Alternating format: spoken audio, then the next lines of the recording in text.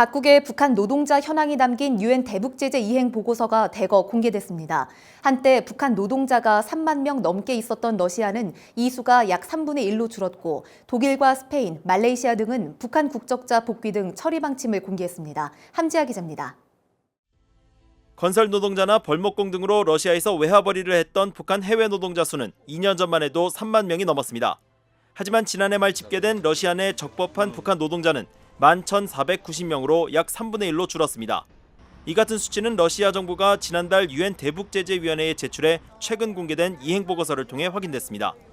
유엔 안보리는 지난 2017년 12월 북한의 대륙간 탄도미사일 시험 발사 도발에 따라 채택한 결의 2397호에서 북한 노동자를 올해 말까지 모두 귀환시키도록 했습니다. And I guess they're saying they'll be gone by the end of the year, so that's a pretty stiff cost to the North Koreans. 최근 이행보고서를 제출한 독일과 스페인, 덴마크, 호주, 말레이시아 등도 자국 내 북한 노동자 처리 내용을 밝혔습니다. 독일은 북한 국적자 862명이 독일에 있으며 교육 등 사유가 분명한 경우를 제외한 46명이 법적으로 독일을 떠나야 한다고 밝혔습니다. 이들은 올해 말까지 송환될 것으로 예상됩니다.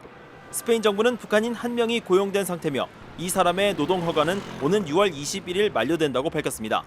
그러면서 자국법에 근거해 해당 노동 허가가 갱신되지 않도록 조치를 취하고 있다고 강조했습니다. 호주는 잠재적 관심 인물 38명을 추려 조사를 진행했으며 유엔 결의 채택 이후 추방된 북한 국적자는 없다고 확인했습니다. 한때 북한 노동자 80명이 건설과 광산 분야에서 일했던 말레이시아는 더 이상 북한 국적자가 없다고 확인했습니다. 그러면서 외국인 노동자는 반드시 승인된 국가 출신이어야 하지만 북한은 승인된 국가가 아니라고 밝혔습니다. BOA 뉴스 함지아입니다.